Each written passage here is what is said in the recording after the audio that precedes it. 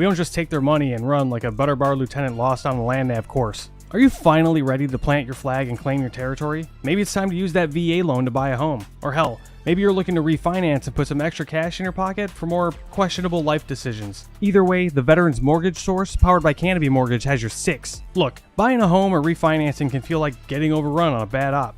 Chaotic, confusing, and full of obstacles that make no damn sense. That's where Corey and his team come in. They're like the QRF of home loans, ready to pull you out of the chaos and guide you to the best program for you. And trust me, they'll answer all your questions. Yeah, even the dumb ones. Whether you're a salty vet or fresh out of barracks still trying to figure out where your TA-50 went. Great service, solid rates, and a team that actually understands the military life. That's why all of us here at Veteran Trash Talk trust them to do right by every veteran and their family. Ready to lock it in?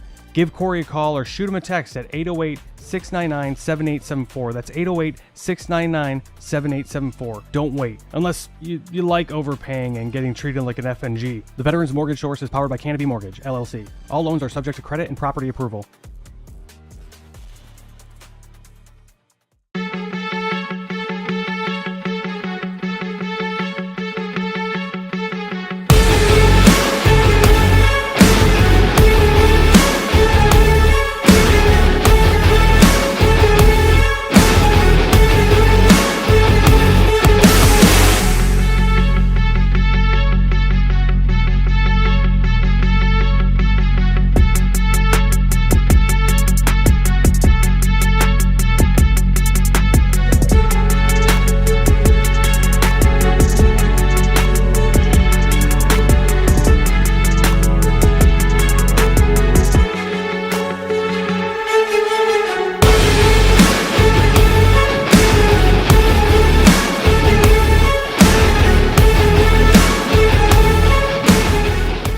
What's up, Trash Talkers? Listen, it's impossible to fight, okay, if you don't know what you're fighting for.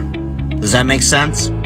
Like, if you're in the dumps and you're struggling with mental health, things of that nature, it's going to continue tearing you down, all right? Because you're consistently trying to fight something, which is that demon, which is usually something from the past, right? Maybe that why needs to be fighting for your future. Let that be your why. Get the hell up and start fighting for your future. Stop fighting things that happened in the past. Easier said than done, right? Go seek help. It's okay not to be okay. A lot of people need to hear this. You are more of a warrior and a fighter if you stand up and say, hey, this has to stop. I need to go seek help. The stigma, everything has changed. It's okay not to be okay. And so my honesty cap is dedicated to a little, we'll call it a public service announcement for civilians and other people in the military. There are a few people that you should always take their stories with a grain of salt. Vegans, CrossFitters, and special operations guys that tell you that they were special operations without being prompted. The first thing they say is, yeah, I used to be soft. Right. The only unicorn in that entire group is like a special operations guy that was like a vegan and did CrossFit. That guy's probably going to stay quiet for a little bit longer because he's confused as what he should talk about first. And that's the only reason. Right. Anybody that says that they were soft without being prompted or without it being like a normal part of your communications is probably either an enabler or going to tell you a bunch of stuff that's not exactly true. What's up, Trash Talkers? Hitting you up this morning with a special promo on how to dress when you are doing PT in civilians, but you want everybody to know you're an Army. This comes from the Buddy Beckwith fashion design of how to work out. So first, you can notice the RI panties, not Ranger panties, but Ranger instructor panties. The green socks, the knee brace for the old guys. Don't forget the M frames. Now the shirt, don't wear the Trash Talk shirt while you're running. This is just for the promo. You want to put on like an 80-second shirt or like your favorite airborne shirt so everybody knows that you're a veteran. That's the most important thing. And you start with this stretch. Buddy Beckwith taught me this one.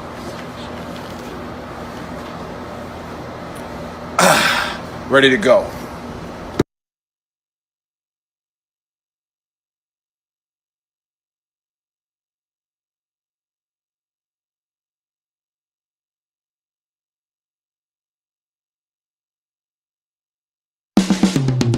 This is the Veteran Trash Talk Hour, hosted by Nick, Dave, and Buddy.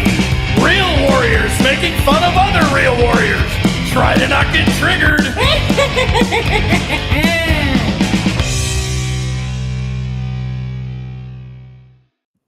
What's up, Trash Talkers? What is up, Gruntworks Nation? Welcome to Season 2, Episode 32 of the Trash Talk Hour. Special guest today is Marine Corps veteran T.Shane with T.Shane. Big Guns Coffee. And as usual, I'm here with Buddy and Nick. Happy Saturday. What's up, y'all? Happy Saturday. It is a great Saturday. It's beautiful here in sunny Southern California. And no seawater, buddy. I'm a little too far inland, so I'm good. No, I'm good. You're still gonna get it. You got a few more years, and then you're gonna get a few more years getting the craziness. Yeah. Oh, man. Tesla and run around talking about fucking weather and climate are two different things, and blah blah blah. It's 101 right now. Oh, that's so gross. See, now I can side with you on that one with the desert. Like, nobody should be living in 110 degrees. It's dry though. It's dry though. Like it does beat the humidity, but then when it gets to 120, so like, what you're saying when you say it's 101, but it's a dry heat, is like it's like the difference between the 101st and the 82nd. Like it's hot, so it wears an airborne tab, but it's not really that hot. Yeah, maybe. But I'll tell you what though, like living in North Carolina, like 90 and humid is worse than 101 and dry. Well, yeah. Way worse. In the desert. Yeah. Especially if it's so East when you Carolina. Go up, and then you dehydrate and die in like 15 minutes. So you just don't notice it. Cool. Great story. Just gotta drink water, man. Just gotta drink water. Yeah. Shout out to Liquid Death Water. Yeah, I like this stuff. It's pretty good. I got big news. My oldest got her driver's license 2 days ago. I saw that. Yeah, 16 and passed the test. Oof. Good luck. My son is 16 and he has his permit. We're still driving around, and I keep telling people, like, some days I can just be on my phone. I don't have to worry about it. He's got it handled. He does great. Other days, I think that he gets replaced with an Amish version of himself, and he's never even seen a fucking car before. Like, how do you not know any of this? Like, you've ridden in a car for 16 years. You didn't pick anything up? Like, not even nothing? Like, you didn't just happen to figure out how to get to a mile away from here? Okay, cool. Well, pro tip, I took my girls golfing all the time, and they didn't want to play golf, but I'm like, drive the golf cart, have fun. And so they got used to driving at a real young age. So yeah, my son is the scariest golf cart driver I think I've ever ridden. Well, I don't know about that.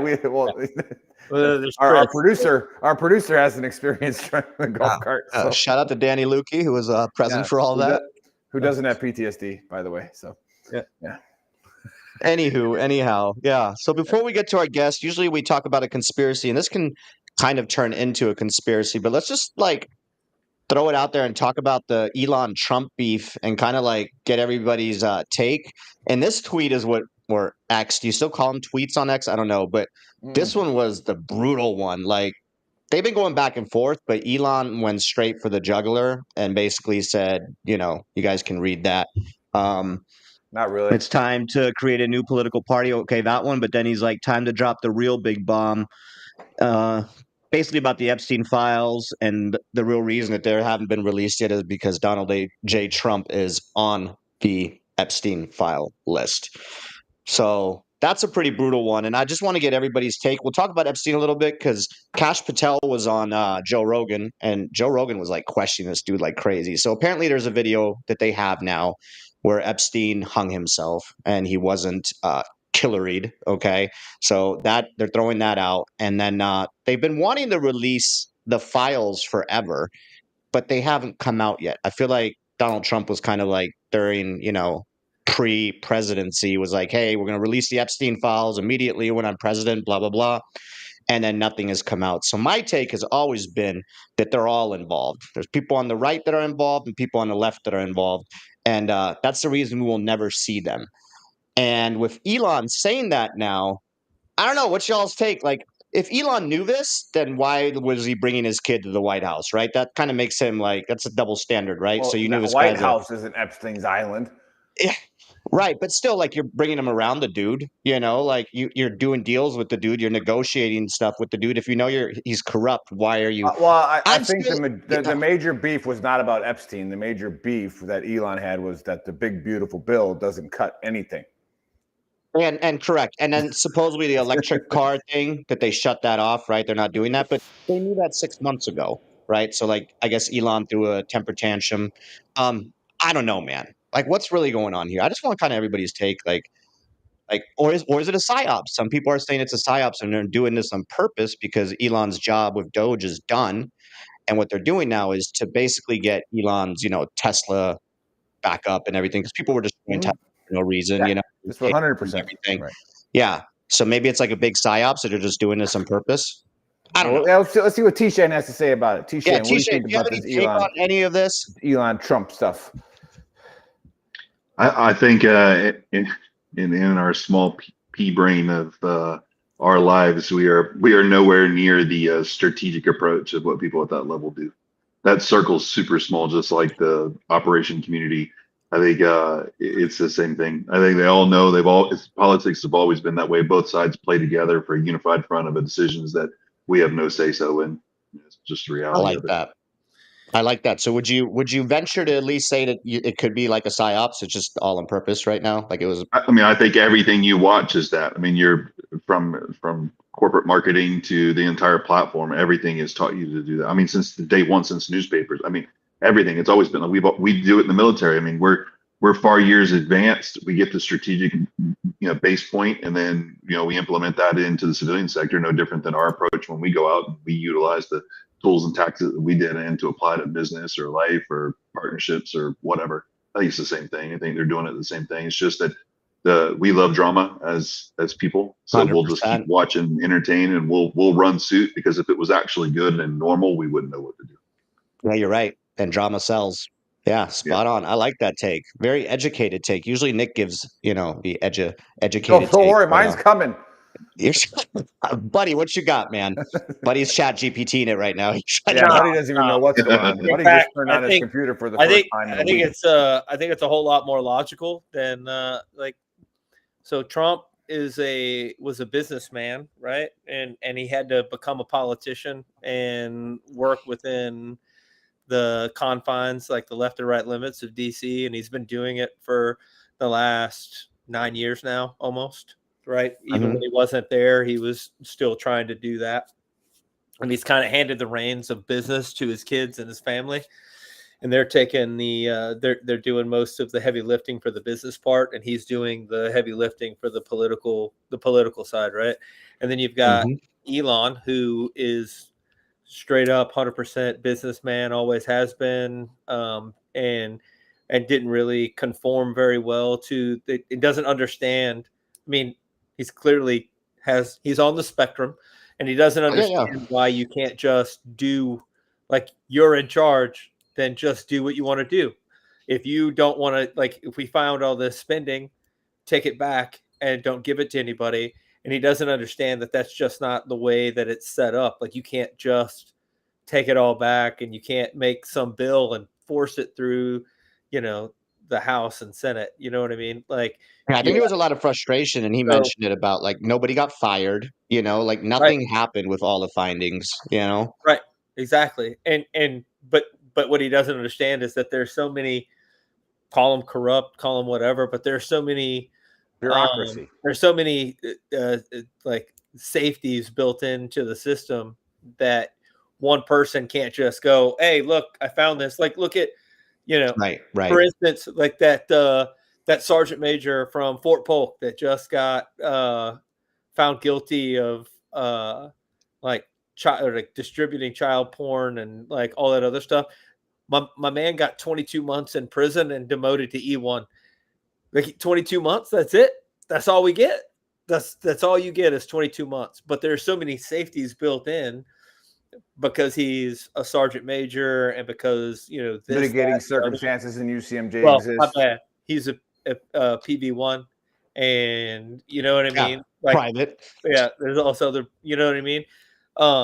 But and it's hard for somebody who has worked in his own businesses for his entire life and can do whatever he wants because he controls every, like, if he wants to fire somebody, he just fires somebody, to understand that you can't, that in government it's very hard to fire people. It's very hard to recoup money that's already been earmarked or spent or done, like even if it was in bad faith.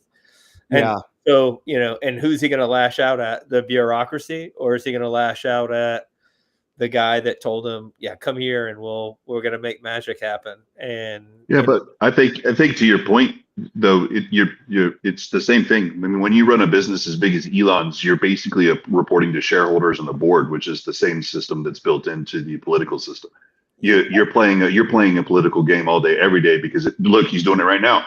Because the political game he's playing is jumping back on the other side in order for those shareholders who are way bigger than any politician and way bigger than any Forbes list that you read, that are above the above, right? The Illuminati concept is that they're so far above that they're basically playing that whole political game. I think he's at a higher level than Trump. I think he's in a whole other world when it comes to that of the decisions. I think you're right and wrong. That's a good point. But Elon's also, like, at the end of the day, he's one of the top, depending on what day of the week it is, he's either the richest or second richest, you know, person in the world. You know what I mean?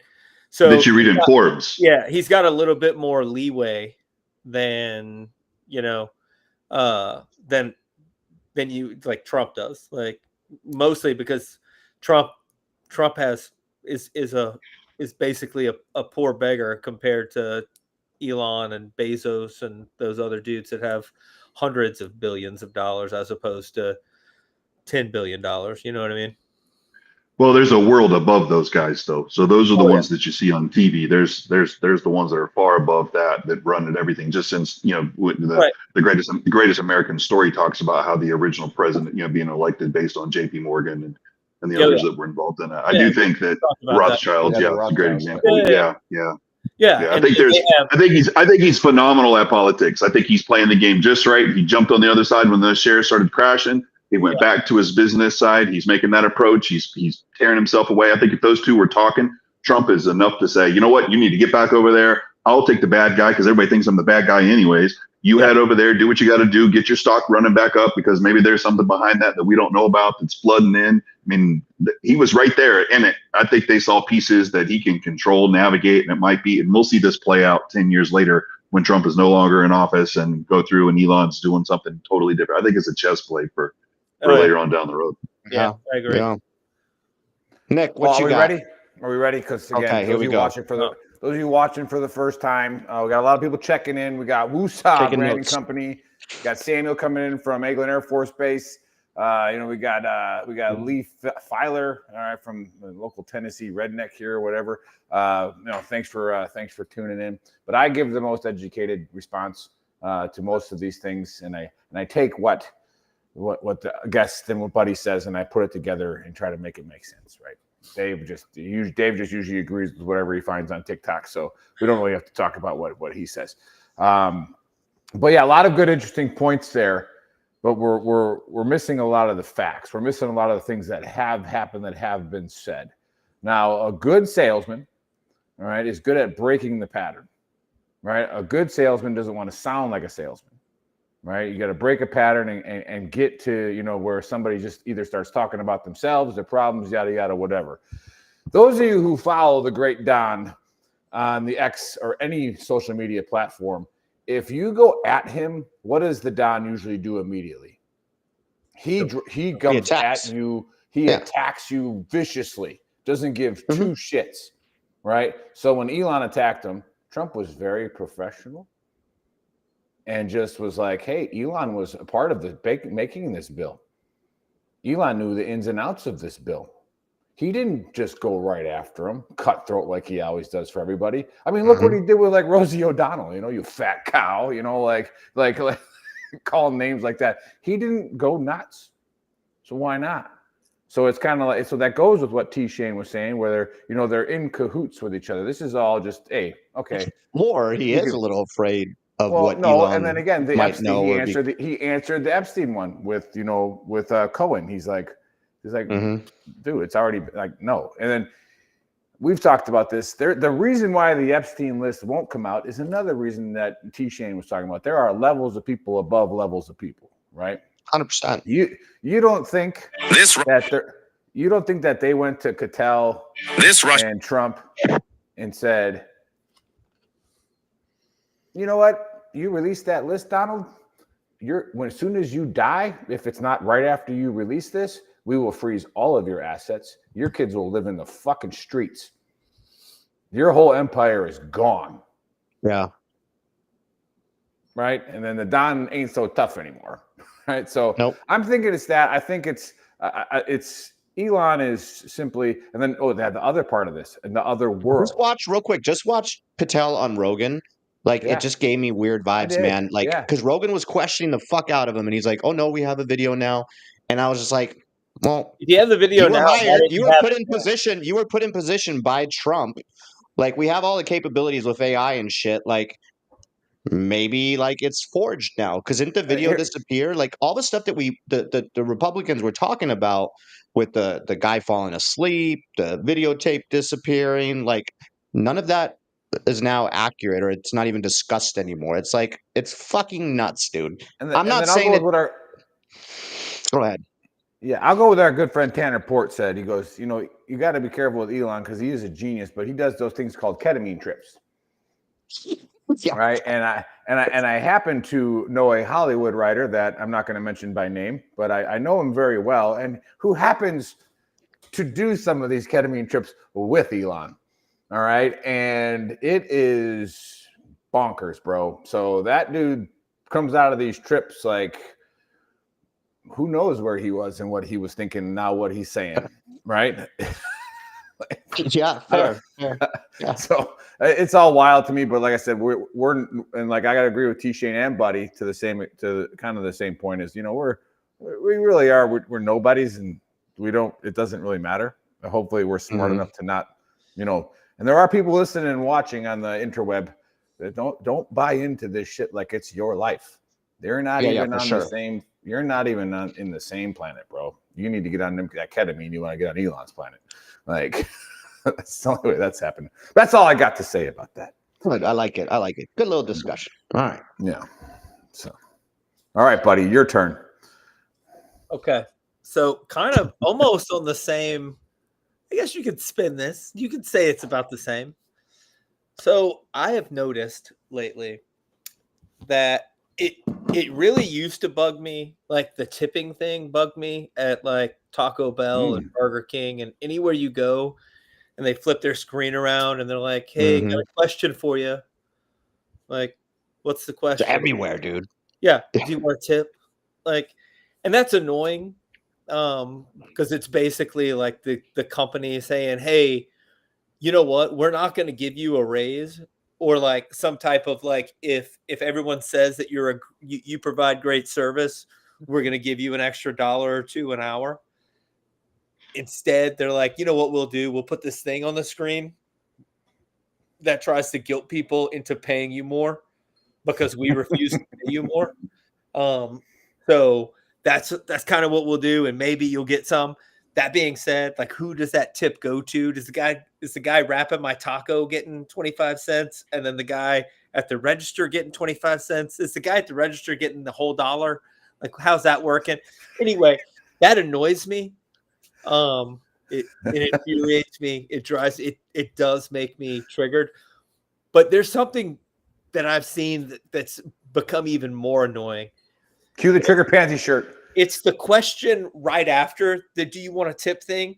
It's the do you want to round up your transaction for deaf kids and hungry kids and scholarships for gay baby whales and homeless pets puppies and I can get behind gay baby whales. Here's what annoys me about it. Right? they put like this, do you want to tip for this insert whatever charity feel good virtue signaling thing you want to feel good about, right? You round up your 30 cents. Say everybody rounds up 25 cents a day and they do, $1 million worth of business, $250,000 that company then takes and gives to whatever that charity is. And then that company gets a $250,000 a day tax break for what you gave them. You gave them the money and you're giving them the tax break. And then, but it fucking infuriates me. It makes me so angry. The only one I think I will give to is the USO one at Lowe's. I do that one only because I drink their coffee when I go to the airport, and very rarely do I ever find their tip jar. So I'm like, whatever.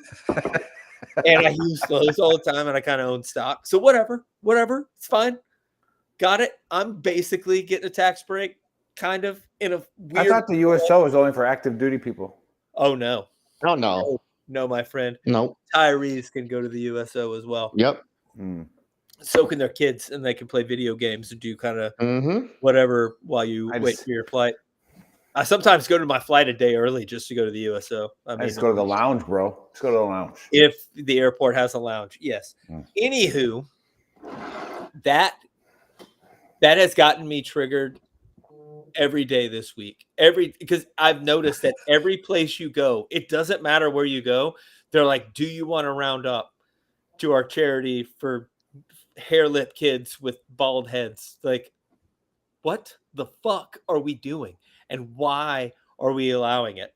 Like, why do all of these big companies subsidize? Like, we're already paying exorbitant prices, and now you want us to subsidize your tax breaks as well? Are you fucking kidding me right now? I'll just save my 30 cents and I'll get my own tax break at the end of the year and give it to people. So you want accountability in the tipping system? No. You know what I want? I want two things. If I go to self-service, I want a motherfucking W-2 at the end of the year, and I want a fucking goddamn employee discount. That's what I want. And the second thing I want is every time I round up, I want whatever tax form to come to me so I can write that off as a charitable donation. That's what I want. We're in 2025. I feel like we can get that fucking through. I feel like they can, every time you type in your little number and it goes to, my Lowe's or whatever. Oh yeah. To fucking develop an app, bro. Good idea. You want to be able to get your, I rounded up fucking $1,000 worth of bullshit. Here's my $1,000 charitable donation. Let me get my tax break. Yeah, I don't. If I have to do all the work, I don't tip. Like if I had to grab the sandwich, take it to you, and you ring it, and then you turn the screen around to tip you, it's like yeah. No. It's just your job. That's just a normal. You're not getting. You know who I tip, and I tip well. I tip servers who are getting paid. Absolutely.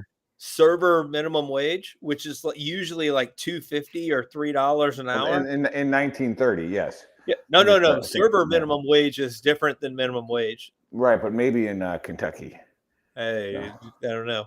In Alabama, you know what? Whatever. Anyway, server minimum wage is way less than everybody else's minimum wage. So I'll tip them at least 20%. Not a huge deal. Whatever. Yeah.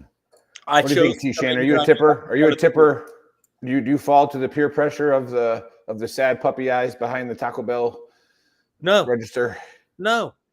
Usually I'm asking T.Shane. I'm asking T.Shane if he feels bad. Oh, my bad. I didn't hear that part. I'm deaf in one ear anyway. Let that man's therapy get out. It's all right. Clearly his VA work is not working. I've never been in a VA. Yeah, I mean, I'm not a soft lazy ass going to Taco Bell every day, so I usually just cook my own food. I don't have to tip anybody. You should tip yourself. You give yourself a tip. No. Look, don't. Most of the time, I do. Obviously, if it's servers for sure, and small businesses, 100%. Small business sometimes live and die off that extra money, so I help them. When it comes to the charity thing, I never do that part because I've been a part on the backside and I know how that's all a scam. But anytime it's a small business or a server, or someone who actually provides great service above and beyond is well worth the amount of money, Sure. no matter what the number is, for sure. Yeah, absolutely. Next question: Do you put the tip into the little kiosk thing? I always give cash if I can. The cash. I always give cash to the person. I Man. never put it in the kiosk. Yeah, I never give. Yeah. I never give. Only time you do it on the kiosk is if I do it if it is a small business. Like if I go into a small little boutique shop or something, or a little coffee place, because I know that they're handling that through their then 100%. But even still, most of the time, then I do cash. If they'll take it, I'll put cash in there because just better for them. I know they'd rather take that house than pay it on that cash. Yeah. Right. Agreed. Right. Yeah. And then I have to agree with Buddy that subsidizing their tax write-off for charity is just asinine. Because they're just well, I mean, we have it on shop.veterantrashtalk.com. Yep. We have a tip option on there, and some people tip us. We do. Why? Why do we even have that option? It's just on Shopify.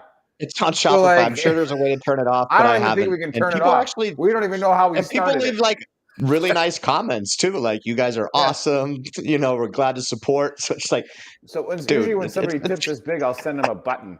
I'm like, here you go, man.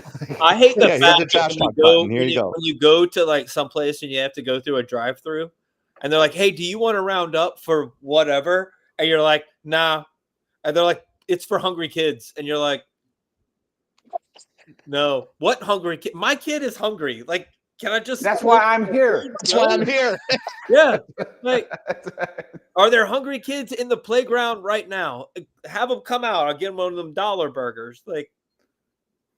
No, I walked into my Vons down the street, and there was a fairly large human being saying that he was real hungry, right? And do I have any money for him? And I'm like, well, this dude ain't missed no meal in a while, but still, I go into the store and I get him some chicken. I get one of the rotisserie chickens. Oh, that's not good. And I go, here you go, right? And he took it. He said thank you, but then he was still asking people for money. I'm like, bro, I just gave you a chicken. Whole chicken. That shit'll feed you for 3 days. Hey, hold up. You need that. I'm all about that, dude. I'll do that all day long. Potatoes. You gave me a chicken. You didn't get no gravy. Well, I do have a tip hack for Dave, right? In his business that he's in with Megan. And what is it? Armed Forces Across America. I always say it wrong. Yeah. Armed Forces Across America. Did I get it right that time? Okay. Yeah, you did. I forget what you usually say. So police call across America. Hands Across America. Hands Across America. So Armed Forces Across America is a great organization, doing well. But, when this big, beautiful bill gets passed, right, there's no more taxes on tips. So as a realtor, why don't you write it up that you only charge $1 in fees and then 6% tip? I'm just saying, you just got to put that in the contract, and now you're not paying any taxes. Like, hey man, this guy bought a house and tipped me freaking $4,200, man. I mean, what a great dude. What a great guy. So, that's what I'm just, if you're a 1099 employee, which I am not. And $4,000 of that tip is going to hair lip baby whales. Yeah, hair lip baby. Round up for round up for gay baby whales. I have an LLC. You could get Nick's wife involved. She's a marine biologist. She could run the organization. Yeah, I'm going to ask her about those gay babies she studied in Hawaii. I'm like, hey, do they really need the money? Do they really need the money? You're telling me that your wife studied marine biology in Hawaii? Yeah. Huh. Moana can't even do that. Yeah, exactly. So yeah, what a good place to go. Literally, where she did her lab, where she did her lab work, was where they filmed Gilligan's Island. Pretty legit. But no, we'll get the segue here to our guest T.Shane, and I'll do a nice little rant myself in this introduction. Number one is we are demonetized and restricted on Facebook. Veteran Trash Talk is. Gruntworks, which is our much larger page with like 600,000 followers, is an absolute disaster of a page. Like, we share memes that are crazy, wild, bro-vet type stuff, and we are green to green on that one. All right. Veteran Trash Talk, we don't allow politics, sexual posts, and all we do is we use it for the professional point of promoting veteran and first responder owned businesses and for free, and get people's names out there who are doing great things in the veteran community. And somehow there is the Facebook algorithm has us as saying, when you say Doritos are crack, Dave, you were promoting drug use. I know. It's like no, Facebook, Doritos bad. just taste really good. That's what the point Yeah, of you're that attacking was. my personal profile too right now. However, yeah, Facebook is Free going nuts. after me right now, dude. It took me, I'm really stressed out because it took me like 4 hours a night for the last 5 nights of getting somebody who's not from America on the phone and showing them that, like, dude, look, we literally don't post anything bad, like, ever. And I was like, all we do is promote veteran-owned businesses and first responder-owned businesses. Like, what are you talking about? So we're at an official board review. All right. Ooh, so that sounds like I need to get a suit out again. Exactly. So that being said, that is our mission here at Veteran Trash Talk and Gruntworks, is to bring light to the veteran community, change this absolutely stupid stigma that all veterans are crazy and can't work, can't be productive. We're all broken. We're all disabled. No, we're out there doing great things in the communities. We're out there being leaders. We're running for office. We have small businesses. We're going back to college. Like Buddy at 42 years old went to Austin P, the Harvard of the Southeast, right? Southeast. Yeah. So you got a lot of great veterans doing great things. A lot of first responders who, they put their body armor on every single day and go protect communities, and, super stressed out, and they're out there doing great things as well. And so we want to throw a lot of light on the veteran community. And I was reached out to by a PR person saying, we need to get this Big Guns Coffee dude on your show. And I was like, I don't know. He's a Marine. We don't really like Marines. It's simply because, we just feel bad for them. They were still running around with M16s in Iraq. And it's like, bro, like we got rid of those like in 1980. Like, what are you doing? We do have a very successful crayon line shirt for Gruntworks that was created by a Marine. But yeah, we just mostly feel bad for them. However, I think we might have found one.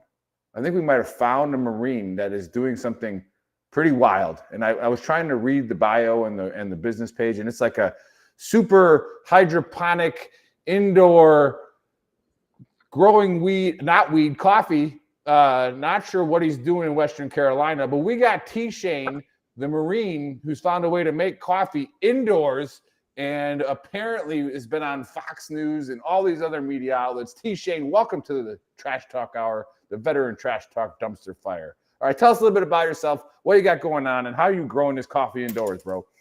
Yeah, well, first, I appreciate you guys giving me a second opportunity to be on the podcast. I know I dropped the ball the first time around, so I appreciate that.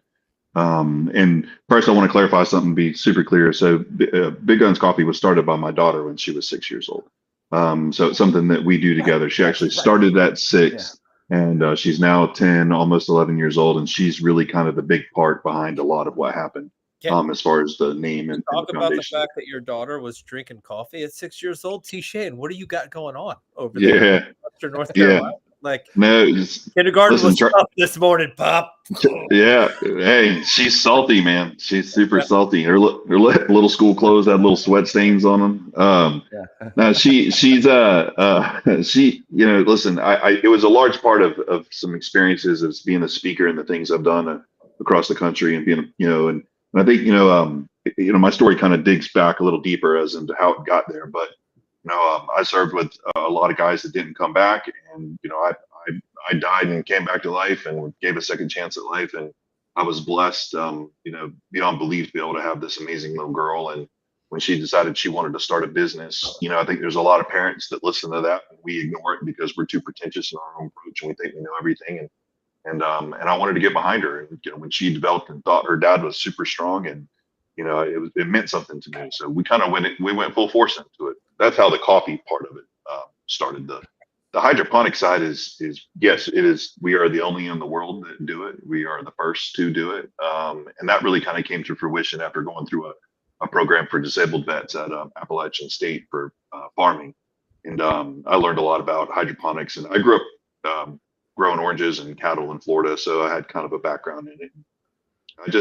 Nobody was doing it, couldn't find any information on it. And I thought, man, it'd be great if we could grow coffee.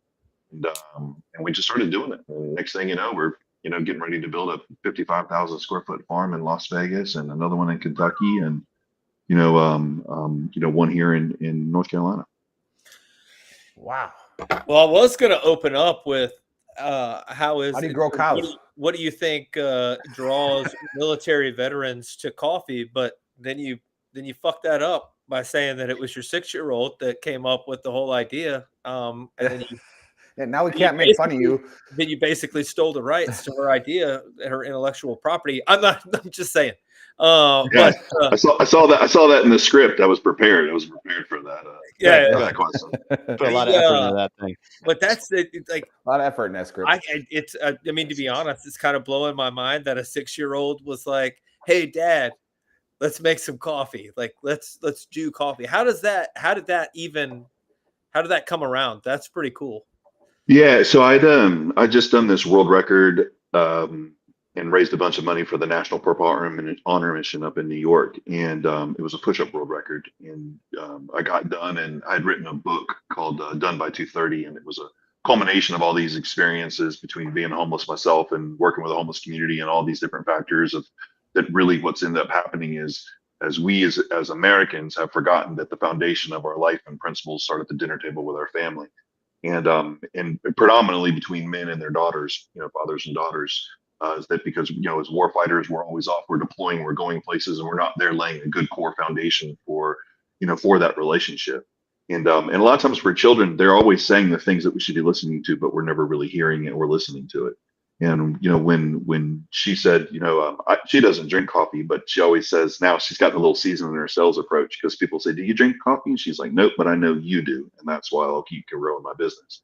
So she tells it better than me, but the way she would say it is she goes, "I know that coffee is the best part of most people's day when they get up. And maybe they can't be strong like my dad, but at least maybe they can feel that way when they go to work or they do something throughout the day." And that's why she chose coffee. That's pretty fun. That's pretty. Yeah, we absolutely can't make fun of you at all for the rest of the show. Well, so let me get this straight. You're in the Guinness Book of World Records for the most amount of push-ups in an hour. Yes, I was.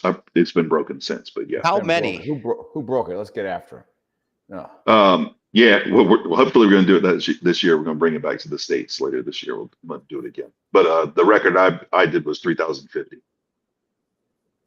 3,050 push-ups in an hour. Now, how did you break that down? Was that like? It was 56 push-ups every 60 seconds. So I did 2 simultaneous records that day. I did the most in 12 hours and the most in 1 hour. So I did the most in 1 hour, broke that record, and then I went on for another 11 hours to do over 19,000. Jesus. Yeah. And that was like 27 every 60 seconds. Yeah, I gotta yell at your. No, they're not legit. They're not 1, 2, 3, 4. I love Marine Corps push-ups, but they're you break 90 degrees for Guinness record. Yeah, I got to yell at your PR person because regardless, I remember reading about your daughter starting it. Yeah, I gotta yell at your PR person. There's so much. There's so much to unpack with this now. Not only are we at your 6-year-old coming up with a coffee company, but now we're at like, what are you taking to keep lactic acid from building up in your muscles when you do? Lactic acid isn't real, buddy. It is real. It's 100%. It's not real. It's not real. Yeah. Anywho, but whatever. So, what's the difference in taste between a hydroponic and a traditional dirt bean from the coffee tree? Well, just think of any factor that would negatively impact any kind of thing that you grow in the soil and then eliminate it. So you're putting something in the most pristine situation and creating a byproduct of what that would be. So, coffee, by the time we get coffee, there are so many factors that have pretty much ruined it. I mean, coffee is the biggest scam ever. I mean, it's such a gimmick. That's why veterans sell it. Right, because they get on and they build brand story. The product comes from the same daggum place. It's the same farm in Colombia, the same farm in Ethiopia. It's the same crap. It's like Black Rifle, oh, we're American, we're American. Well, no matter what, you're still importing from a different country and you're just cooking it here. It's really not that different. And I just didn't like that. I didn't like that, BS of the approach to the product that it's American. And I thought, you know what? We are a forward-thinking country. We have always been that way. There's got to be a way that we can come up with an innovative approach to take tradition and technology and innovation and combine it together and do something that's truly American grown. That way, the process from start to finish is, closed gap.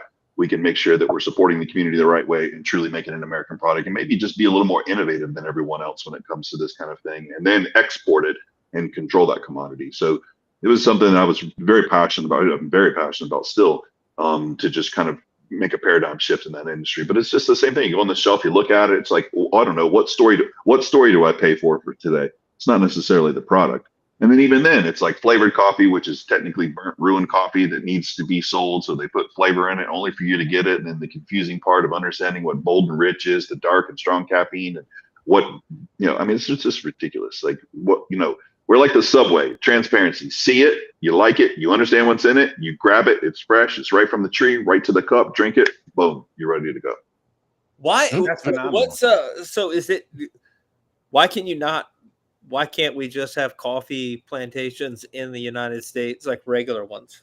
Yeah, the weather. It's the weather. Yeah, the climates. You know how weather and climate's different, buddy? Yeah.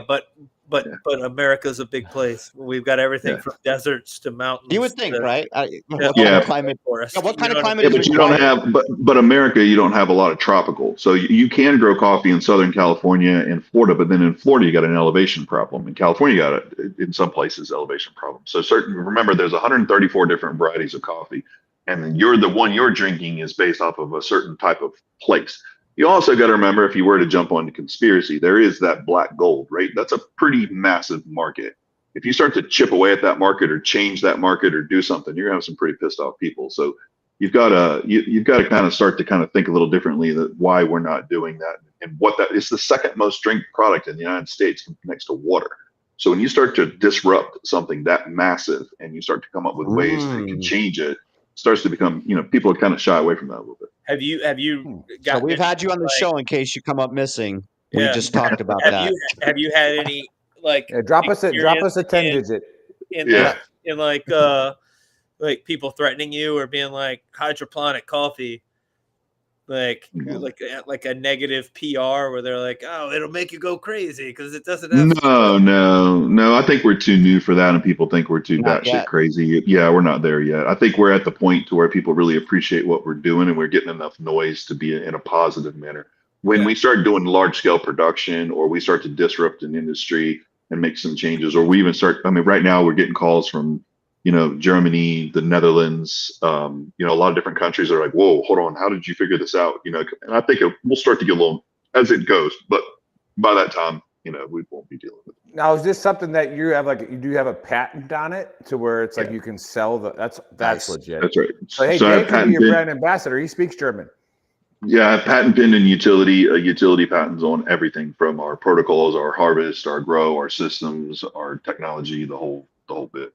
Is it so because you're growing it hydroponically and in America, I guess you don't have to pay the export or any of that fee, but does the cost of growing things hydroponically outweigh the export fee and or like buying it from Colombia, or is it more expensive, less expensive because of how it's made, or what?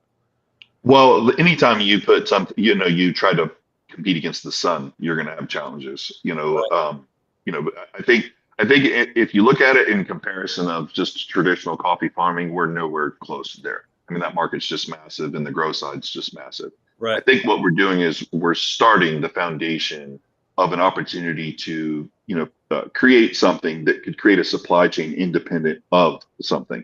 I don't think it'll ever replace, but look, here's the long scale, play of it. They don't make land anymore, right? We know that. We know that we're going to increase population, and we know that population is going to demand more space, and more space is going to increase cost of land acquisition. And the traditional farmer is not going to be able to sell something for $1.50, when it's marked up to 10, when they're having to pay $30,000 an acre for it. And we're going to have to get ahead of that curve. And unfortunately, America has stayed traditional to the greatest generation values of, land in abundance. But unfortunately, the future of that's just not going to happen. And that's really kind of what sparked this is, I watched 1,000 acres overnight go to spec homes that was farm property. And I just thought that was ridiculous. But I also knew that that's something I can't fight against. So I thought, you know what, we've got to come up with something a little bit different. Coffee's just a hook. It's just another little form of a gimmick. The thing is to get people more educated on the fact that we can create internal ecosystems within our communities. We can go back to something that we used to do a long time ago. Everybody thinks it's new. It's not. It's just now if we can create hubs that allow people to utilize technology and innovation to be able to farm, we don't have to depend on the larger companies to increase and decrease price based on political agendas or policies. We can just go out and grab our damn tomato and eat it without having to be overcharged so is that for kind it. of your long game, T.Shane? Yeah, that's the long game. Is to kind of like go back to family gardens, but hydroponic gardens where they can have, go down and grab a salad from the basement, basically. And so in that vein, are you looking to like spread out after like you really the coffee stuff starts doing its own thing and sell like, I guess, instruct like kits or whatever, like, you got a 5 or, you got a 3-person family. Here's a setup that will like, you can like an introduction setup to grow, your own stuff or No, we're more. So right now we're kind of working on like franchise coffee farms. So the coffee farm is a subsidy to a traditional farmer that allows stable cash flow, based on the uniqueness of coffee. It's just a niche. We've refined and perfected our niche in a market share that's this big. It would be kind of, from a business perspective, not a good decision to go into a market that's already been around and trying to capitalize on that when in fact we've carved our own niche in a market that we're paving the way for. So for us, our initiative was, when you come into small communities, like we live in a small town here, and if a rich developer wants to come in and spend all his or her money and they want to just scorched earth our whole place and run it into the ground and push politics in, they can. Right. But I can't go to a big city and turn it back into a small town, which means that generations of generations will never get the opportunity to be able to just go down to a small town and feel that. You're just going to wipe them all out. And the reason why that happened is because your local community, the people who live there, just don't make enough money. They can't afford the tax increase, the inflation. There's not enough jobs. This kind of program, I think, in my weird little head, is that it creates something unique in agritourism that allows people from cities to come, experience, be a part of something, spend money in these small businesses, small towns, and allow them to be able to afford the life that they want to have. And then they can go back to their city and they can do it just like we do when we go to a big city and we want to go and experience and tour and do all that stuff. We don't have to burn everything and come in and change it. And it's kind of my logic with the buddy, logically speaking. Buddy. Well, 1 second. Logically speaking. I want to say that T.Shane, Buddy has never been this involved with a guest before. So Shut up. Anyway, he's very interested. You have him like hydroponically growing right now. Buddy's dialed in. Yeah. Anyway, hydroponically growing vegetables and coffee, for instance, should take less water than growing it traditionally because you don't have the water seepage off into the water table and all that other stuff. It's going directly to the root. So it's actually, isn't it a more efficient way of growing vegetables because all of the minerals that you need are going directly to it. You don't have any leaching. 100%. And you're using 90% less water than traditional farming. He doesn't know what the fuck he's talking about. Great question, buddy. Great question. So second, and you were talking about that word. He's like, all right. Yeah.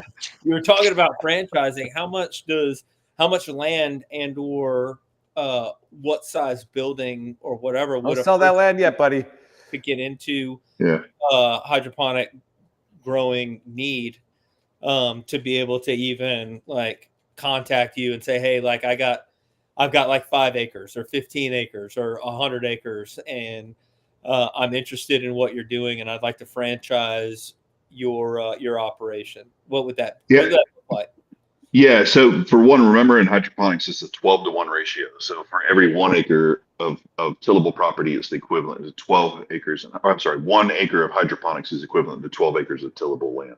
So what you do is you back that number in based on your net return. So when you're we put together a projection tool. We go over that projection tool on break even plus. So we're a guaranteed buyback for you. So no matter what your product, we're buying it back, pushing it through our distribution channels like Walmart and Sprouts and Charlie and I, my daughter and I's brand, for now anyways.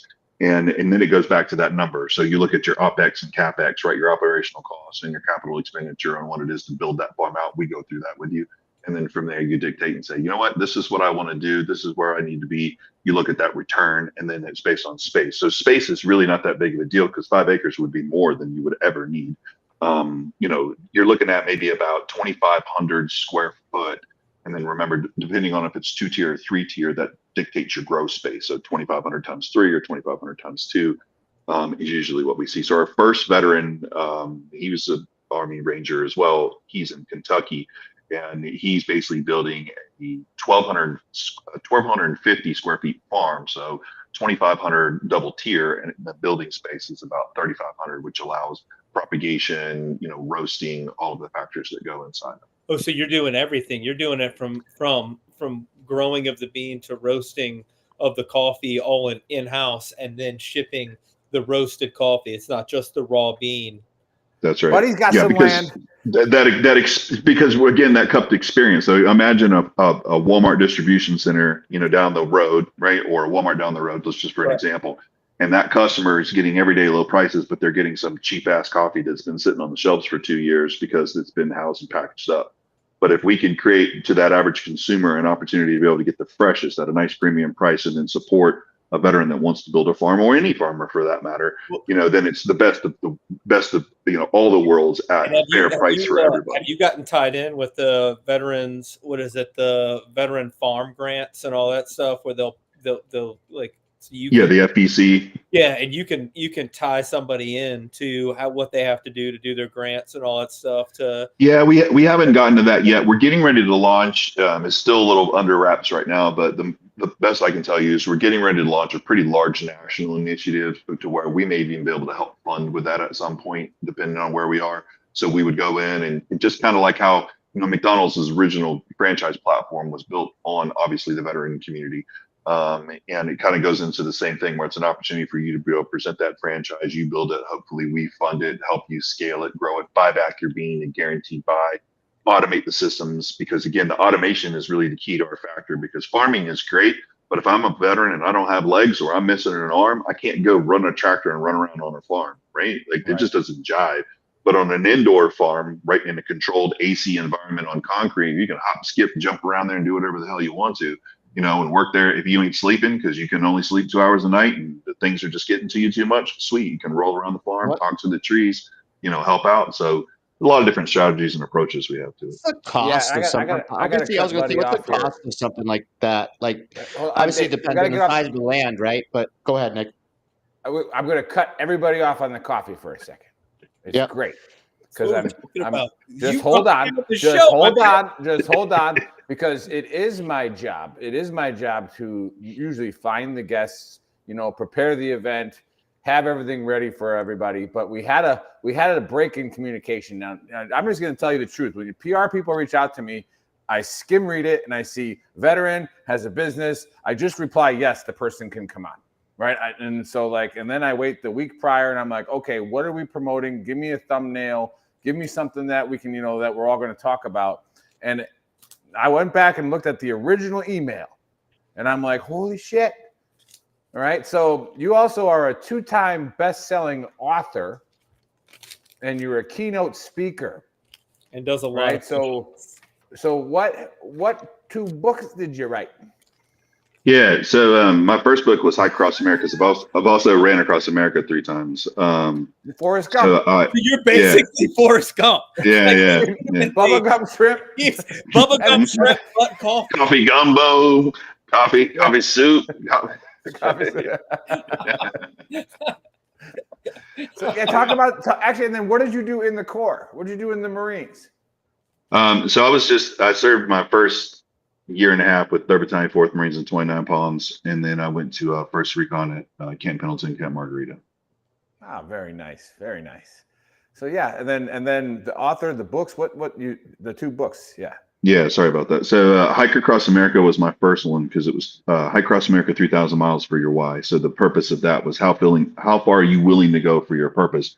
And I was willing to go 3,000 miles for mine at that time. And it's a culmination of my experiences with being homeless for a couple of years to building a $300 million company out of a Dunkin' Donuts and kind of all the challenges and successes and failures that I went through and the things that I experienced and in my way of giving back. And then of course, being severely injured after tour and dying and coming back to life and being attacked by a gang, attempted murder, and stay in the hospital for a year and breaking all the bones in my upper body and learning how to walk, talk, breathe again, Now I sort of feel like thing. you're So just lying. Now I feel yeah.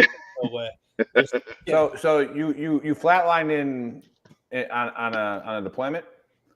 No, I came back. I was actually came back. I was in because with first recon, I was in 29 Palm, or I'm sorry, Pendleton, and two of my buddies had just graduated sniper school, and we were getting ready to go up to Corona. A friend of his was from Utah, and we were going to go spend the weekend and hang out. And I was coming off the back of the base on a motorcycle, and MS-13 targeted me and chased me down with a car, and I hit the corner of a brick house at about 40 miles an hour, broke all the bones in my upper body, and they got out and beat me and robbed me. Left me for dead, and then all of my bones and ribs punctured all my major organs, and I cut my left bicep and put 3 50-cent whole pieces in my lungs. Nobody would help me, so I walked 2 blocks to a fire station, and anyways, I died. They brought me back, died at the hospital, brought me back, died again, they brought me back, and then stayed in the hospital for a bit, and then went back to first recon. Shit. Yeah, and we thought you just grew coffee. Yeah. So, but that's awesome too. Like obviously, buddy bromanced over it for an hour, but well, it's not really bromance. He has land, and I think he's gonna buy it. So, you guys have to talk after the show. Yeah, after the show for sure. But Chris right now is putting up all the links that I usually get from the guest, a week prior. But so we got all that, and to be fair, like I said, I did get it like a month and a half ago. But we do book 2 months out. So and so that if you're watching and you have a business, all right, just know that it takes we don't have a slot for about 2 or 3 months because we do have a lot of fun, and a lot of people reach out to us to come and promote their show to the right audience. But yeah, so Dave, you were asking a question about the coffee. We can get back to the coffee. I just wanted the audience, and again, we get a lot of people that download it afterwards, the audio portion. So like, wanted to just get that in there that. No, it's pretty cool to go follow T.Shane inspires.com, and then the Big Guns Coffee, of course. Just go click on those if you're listening on the Spotify world. But yeah, Dave, you were having a question about it was mainly for anybody that's watching that maybe does have a little bit of land. Like, how much is the minimal requirement of land? And then what are some of the upfront costs for that? Like building something like that. Because like Nick said, we got a lot of people watching. A lot of people watch it later, and a lot of people listen to it later on as well. And then if somebody wants to reach out, but like what, $50,000, $100,000, like what does this look like? Yeah, we found that what I'm starting to see based on kind of the factors we got, about 150,000 covers just about everything, and that in that return is pretty substantial. Only because we set the market right now, because there's no competitors. We're the most unique. We provide the best farm to cup coffee in existence. But the idea really is to encompass this as a whole operation again, where it is the roasting, potentially a small cafe. Because then it creates multiple verticals within one, because we don't want it to be just a farm field project. Think of it like when you go, I'm not sure where all of you guys are located, but no matter what, you've probably been to like a pumpkin patch of some sort, or you've been to some type of farm that you go on, they're serving strawberry jam because it's a strawberry field. Think of it like in coffee the same way. When that person comes to that property, they have the opportunity to be able to, have a cafe. They're served coffee there. They're able to walk around the farm and tour. They're able to be a part of like a you pick berry, you pick harvest. So they're picking coffee, which again, you would never in a million years get that experience unless you had a passport, spent a ton of money, and went to a different country and had all the safety issues with that. And it allows that customer to be in a full immersed experience, which, again, coffee just is a unique product that does that. And again, it's just such a big market share. But ultimately, it allows the person to, I guess the best way to say it is my daughter, she's way better at explaining this. She makes fun of me about it when it comes to some of this stuff because I don't like people. So I don't really want to be around anybody. I'm definitely Marine through and through. Like, throw me out in the middle of nowhere and never talk to me again, and I'm okay with that. But you can't function like that. You can't raise a family like that. Run a business like that either. Yeah, you can't.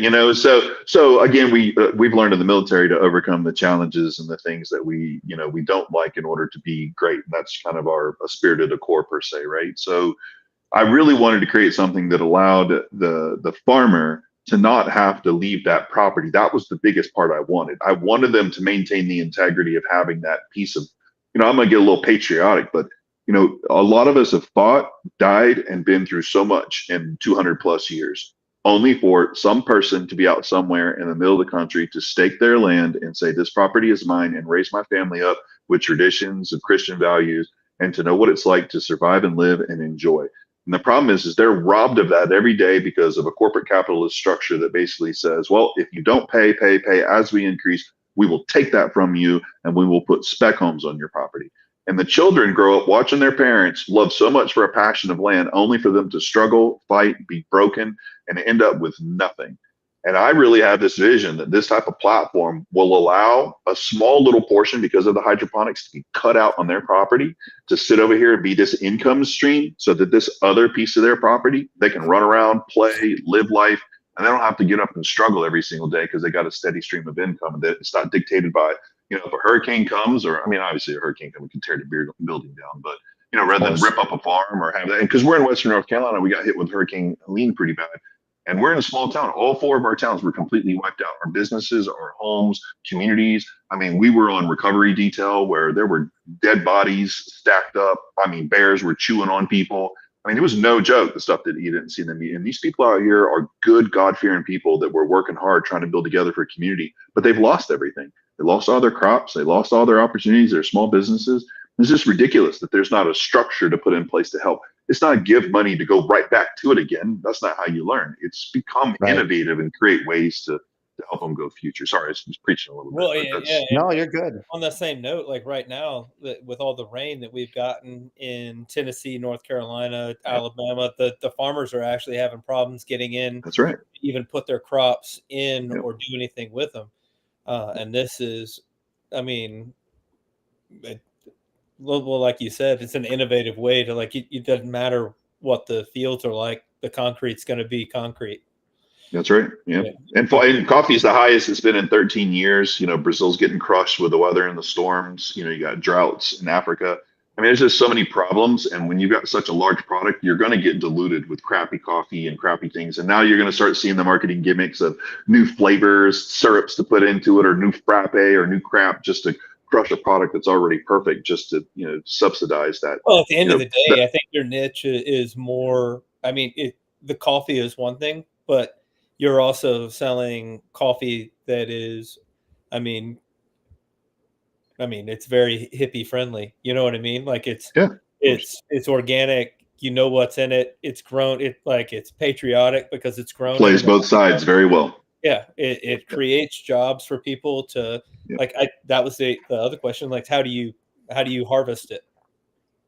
So everything's harvested by hand right now, because in the system with hydroponics, the way the plant sits in the bucket, you can't go in and have a shaker or do anything. So it all sits at level. Racks can move and rotate where you can go in and pick it by hand for right now. Right. Which again creates the experience. But still, that sounds like a great job for a bunch of high school kids. You know what I mean? Sure.